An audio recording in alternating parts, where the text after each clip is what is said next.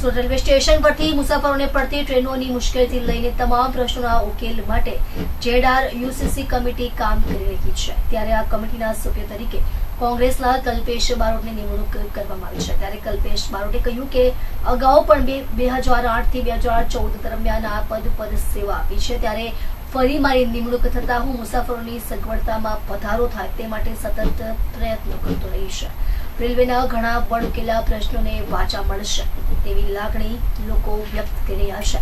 ત્યારે કલ્પેશ બારોટે કહ્યું કે કેન્દ્રીય રેલવે મંત્રાલય દ્વારા વેસ્ટર્ન રેલવે ZRUCC કમિટીમાં કેન્દ્રીય રેલવે મંત્રીના આદેશથી આ નિમણૂક 2 વર્ષ માટે કરવામાં આવી છે। ત્યારે આ 2 વર્ષ દરમિયાન ઉત્તર ભારતીયોને ટ્રેનમાં જવા માટે જે પ્રશ્નો ઊભા થઈ રહ્યા છે તેનું નિરાકરણ આવે દિશામાં કાર્ય કરીશું। સુરત સ્ટેશનની કાયાપલટ અને ઉધના રેલવે સ્ટેશનને રીમાર્કેબલ બનાવવા અંગે પણ કલ્પેશ બારોટે કહ્યું હતું કે અમે વર્ષોથી ઉધના રેલવે સ્ટેશનને લઈને માંગ કરી રહ્યા હતા। સાથે સુરતના રેલવે સ્ટેશનના વિકાસને લઈને જે માંગ કરી રહ્યા હતા તેના કારણે જ આજે કામગીરી થઈ રહી છે।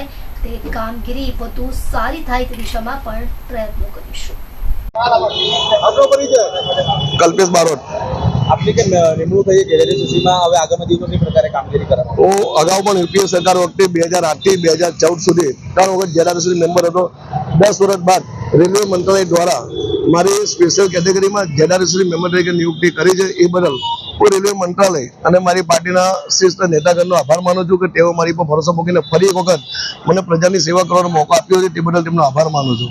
અને ખાસ કરીને સુરત શહેરમાં જે ઘણા રેલવેના પ્રશ્નો છે, ખાસ કરીને ઉત્તર ભારતીય સમાજના લોકોને ટ્રેનોની મુસાફરીમાં ટિકિટની તકલીફ પડે છે, તો એ તકલીફ દૂર કરવાનો પ્રયત્ન કરીશ। શહેરની જનતાને પ્રશ્ન હશે। બીજું કે સુરતથી એક અમારી ઘણા સમયની માંગણી હતી કે સુરતથી વારાણસી વંદે ભારત ટ્રેન આપવામાં આવે। એ પણ માંગણી અમે આગામી સમયમાં રેલવે બોર્ડ સમક્ષ કરશું। અને ખાસ કરીને સુરત શહેરના જનતાના જે કંઈ પ્રશ્નો હતા રેલવેના લગતા એ મારી ઓફિસ રૂવાલા ટેકરા બાગડ ખાતે આવેલી છે। તો રેલવેના બાબતના જે કોઈ પ્રશ્ન શહેરની જનતાને હોય તે 11 થી 2 સમય દરમિયાન મારી ઓફિસમાં મળી શકે છે। સુરત રેલવેમાં જ્યાં પણ ખોટું થતું હશે એ મારી જવાબદારીમાં આવે છે અને અટકાવવાનું કામ હશે। અને મુખ્ય કારણ જે મારું કામ છે એ પબ્લિક અને રેલવે પ્રશાસન વચ્ચે જે મોટી ખાઈ છે એ સેતુ બનીને દૂર કરવાનો મારો મુખ્ય હેતુ છે। વાત કરીએ તો 10 વર્ષ પહેલા તમે જ્યારે સભ્ય તરીકે હતા એ કયા પ્રશ્નો રજૂઆત કરી હતી અને એમાંથી અત્યારે જે બેઠા તેમાં શું તકલીફ વાળું હું જ્યારે 2008 થી 2014 દરમિયાન 3 વખત ZRUCC મેમ્બર હતો ત્યારે સુરત રેલવેના પ્રાણ પ્રશ્નો હોય, ખાસ કરીને ઉત્તરાયણ સ્ટેશન જે બરોડા ડિવિઝનમાં આવે છે કોઈ પણ પ્રકારની સુવિધા આપવામાં આવતી ન હતી, તો એ વખતે અમે રજૂઆત કરેલી। ત્યારબાદ અમારી રજૂઆતને ધ્યાનમાં રાખીને રેલવે પ્રશાસન દ્વારા ઉત્તરાયણ સ્ટેશન પર PRS ચાલુ કરવામાં આવેલું હતું, જેથી ત્યાંના લોકોને અહીં સુધી ટિકિટ કરવા માટે આવવું ન પડે। અને એક્સપ્રેસ સ્ટોપેજની અમારી માંગણી છે સૌરાષ્ટ્ર એક્સપ્રેસ।